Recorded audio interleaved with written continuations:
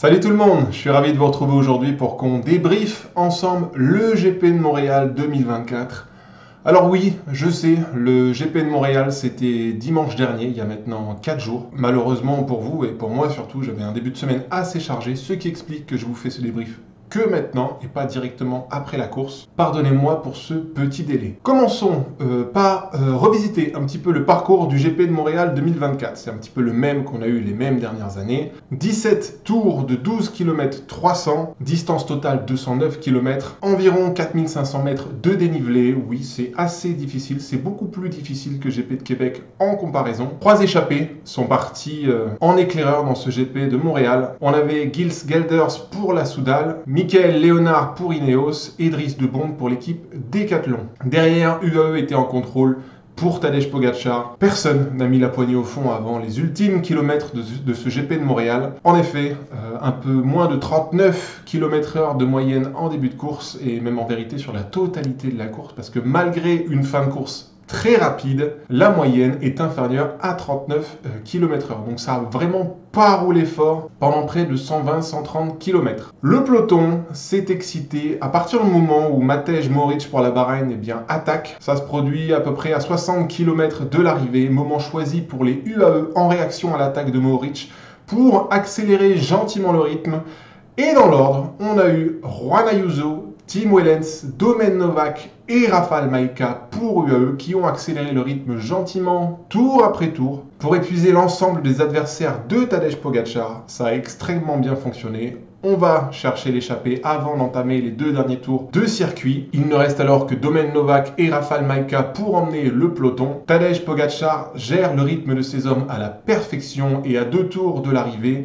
Dans la côte la plus difficile du parcours, en début de tour, la côte de Camillien Oud, Pogačar va demander à Majka d'accélérer brutalement et le Polonais va s'exécuter avec une efficacité redoutable parce que l'ensemble du peloton va être dans le rouge extrêmement rapidement. L'effort de Rafał Majka va durer 2 à 3 minutes et lorsque le Polonais va s'écarter directement, Pogačar va déboucher. Matteo Jorgensen et Julian Alaphilippe, qui semblaient les 2 meilleurs hommes en mesure de suivre le Slovène, se sont écrasés tout de suite sur l'attaque de Pogačar. Et j'ai envie de vous dire que la messe était dite dès que Pogačar a débouché et est parti en solo. Sur la fin de la côte de Camillien Oud, Pogačar va creuser près de 25 à 30 secondes d'écart sur le reste des favoris. Et ce qu'on va constater derrière, c'est que les mecs étaient un petit peu résignés lorsque Pogačar est parti. Ça s'est beaucoup regardé. Il y avait du monde pourtant encore derrière, 30 à 40 coureurs pouvaient s'organiser pour aller chercher Pogačar. Que nenni, le seul coureur qui a un petit peu harangué ses adversaires pour les encourager à rouler derrière Pogačar, ça a été Julian Alaphilippe. Et il a été un petit peu tout seul dans cet exercice. Et alors que Pogačar s'envolait seul à l'avant, Alaphilippe, c'est celui qui va être un petit peu à l'origine du groupe de compte qui va se détacher à l'amorce du dernier tour de circuit. Déjà bien loin de Pogačar, près de 45 secondes, et 4 hommes vont se détacher. Pello Bilbao, Julian Alaphilippe, Alex Aramburu et Bart Lehman. Ces 4 hommes, ça va pas être la super entente. En tout cas, le coureur de Visma, Bart Lehman, ne roule pas parce que Jorgensen est coincé dans le groupe des favoris. On entame le dernier tour de circuit. Pogačar a d'ores et déjà course gagnée. En dehors d'un accident ou d'un problème mécanique, c'est fait pour le Slovène. Derrière, dans la côte de Camillien Oud, cette grosse bosse en début de circuit, Pello Bilbao va se débarrasser d'Alex Aramburu et de Julian Alaphilippe pour aller chercher une 2e place en solitaire, bien mérité pour l'Espagnol qui faisait partie de nos favoris au départ de ce GP de Montréal, on y revient juste après. Devant, Tadej Pogačar déroule et vient s'imposer pour la 2e fois en 2 participations sur le GP de Montréal 2022 et désormais 2024. Domination écrasante du UAE qui a parfaitement géré le rythme en fin de course, qui n'a été à aucun moment inquiété par qui que ce soit hormis Matej Mohoric de la Bahreïn. 20 à 30 secondes plus tard, Pello Bilbao se pointe en 2e position et derrière, une quinzaine d'hommes viennent se régler pour la 3e place. 3e place réglée par Julian Alaphilippe. Venons-en tout de suite au classement. Pogačar devant Bilbao, Alaphilippe 3e. J'insiste, c'était absolument mérité pour Julian de venir chercher cette place sur le podium. C'est quand même celui qui, derrière Pogačar, c'est le plus motivé pour aller chercher le Slovène. Il remporte ce sprint du peloton devant Maxime Van Gils qui vient un petit peu sauver les meubles pour la Lotto, puisque le leader Arnaud Delis s'est retiré à 80 km de l'arrivée. Lui qui avait fait un très bon GP de Québec, déçu de son résultat, il s'avançait quand même avec de bonnes cartes pour briller sur le GP de Montréal. Du tout, Arnaud est rentré au bus bien avant les autres. Yon Izagirre vient chercher une bonne 5e place pour Cofidis. Tom Skynes fait 6 pour la Lidl. Tige Benoît, le premier des Visma, fait 7. Michael Woods, à domicile, vient chercher la 8e place, le champion du Canada. Zambanini, qui avait fait 10 sur le GP de Québec, fait 9 sur le GP de Montréal. Et on retrouve Jay Hindley, le grimpeur de la Red Bull, l'Australien, qui vient conclure le top 10. Si on débriefe un petit peu les résultats de nos favoris, Pogačar était notre favori ultime de ce GP de Montréal 2024. Il a déroulé, il vient s'imposer très facilement en faisant les 2 derniers tours de circuit en solo. J'avais cité Pello Bilbao parmi les favoris, il vient faire 2. Même chose pour Alaphilippe, même si j'avais mis des petites parenthèses, il vient faire 3 et c'est un excellent résultat pour le Français qui nous fait une très bonne fin de saison. Deuxième à la Classica San Sebastian, il avait fait un bon Tour de Grande-Bretagne il y a quelques semaines de cela. Avant le GP de Montréal, un GP de Québec très intéressant où Julien Alaphilippe avait montré de bonnes jambes, même si le résultat ne reflétait pas la condition du Français. Un podium ici, c'est très intéressant, sachant que nous sommes maintenant à une dizaine de jours de la course en ligne des championnats du monde. C'est très rassurant pour l'équipe de France. En parlant des Français, Romain Bardet vient faire une bonne 11e place à un chouïa du top 10. Valentin Madouas, à l'image du GP de Québec, a un petit peu dévissé dans le final et fait 32e. Jorgensen et Simon Yates viennent faire 12 et 13. Et Ben Illy, qui a pointé le bout de son nez après son abandon sur le GP de Québec, vient chercher la 22e place. Les 2 sprinteurs que j'avais notés comme potentiels vainqueurs de ce GP de Montréal, à savoir Arnaud Delis et Biniam Guermé.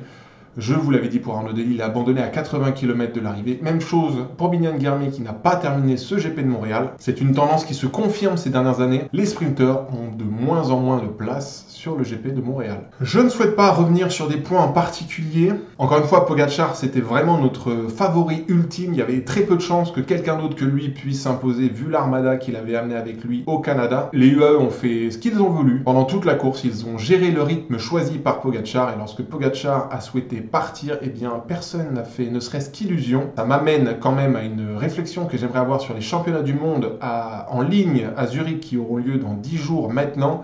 Pogačar, avec cette victoire à Montréal, s'invite à Zurich avec quand même le statut d'ultra favori pour le maillot irisé cette année. Le parcours de Zurich, parlons-en, ce sera 274 km de course, une première partie en ligne puis 7 tours de circuit avec 2 bosses significatives. En revanche, le dénivelé n'est pas impressionnant, 4500 mètres de dénivelé au total. C'est autant que les GP de Montréal, en sachant que les championnats du monde feront eux 70 km de plus. Ce ne sera pas un parcours pour grimpeurs, plus pour punchers. Oui, ça conviendra à Pogačar, peut-être davantage même qu'au GP de Montréal parce que c'est encore plus long et on le sait, le Slovène a énormément d'endurance, plus que la majorité des coureurs en tout cas.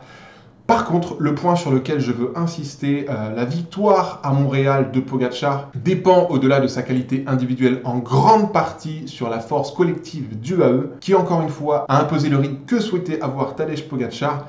Est-ce que la Slovénie, qui sera au départ des championnats du monde, pourra imprégner le même rythme qu'est capable de le faire UAE de façon générale en cette saison 2024? J'en suis pas convaincu, d'autant que dans la sélection slovène, à côté de Pogačar, il y aura un certain Primož Roglič qui vient de remporter une 4e Vuelta, un 4e Tour d'Espagne. Et si les championnats du monde de Zurich conviennent extrêmement bien à Tadej Pogačar, inutile de vous dire qu'ils conviennent extrêmement bien également à Primož Roglič et que je vois très mal Roglič faire le travail pour Pogačar. Donc oui, Pogačar s'avance avec le statut de favori, mais alors il est très loin d'avoir gagné la course. Mais ça, on y reviendra, je pense, la veille de la course en ligne, donc maintenant dans 9-10 jours. C'est vrai qu'il n'y aura pas Jonas Vingegaard qui en a terminé de sa saison. C'est vrai, Kevin Poole est peut-être un petit peu à court de conditions, on l'a vu sur le dernier Tour de Grande-Bretagne.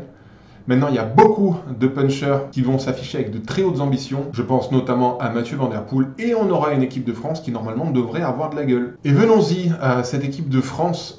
Les signes montrés par Julien Alaphilippe au Canada ont été très positifs. Je pense que Thomas Voeckler aurait toutes les raisons du monde d'en faire le leader de cette équipe de France.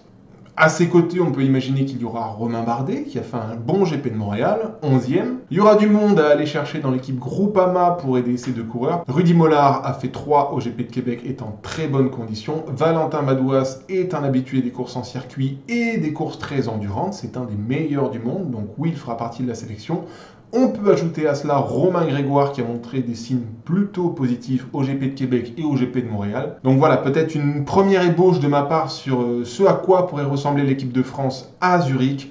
Alaphilippe, Bardet, Madouas, Romain Grégoire et Rudy Mollard. On y reviendra encore une fois plus en détail la semaine prochaine. Pour ma part, je vous retrouverai samedi pour qu'on fasse un petit peu l'avant-course du chrono des mondiaux qui a déjà lieu ce dimanche. Et voilà, c'est tout pour moi. Pour ce débrief du GP de Montréal qui a vu la 22e victoire de Tadej Pogačar cette saison, il me semble. C'est juste stratosphérique. Le mec a gagné toutes ses courses en 2024, sauf Milan-San Remo où il fait 3 et le GP de Québec il y a quelques jours où il fait 7. Donc oui, encore une fois, Pogačar est bien le favori des mondiaux, mais attention, il y aura du monde pour contester la suprématie du Slovène.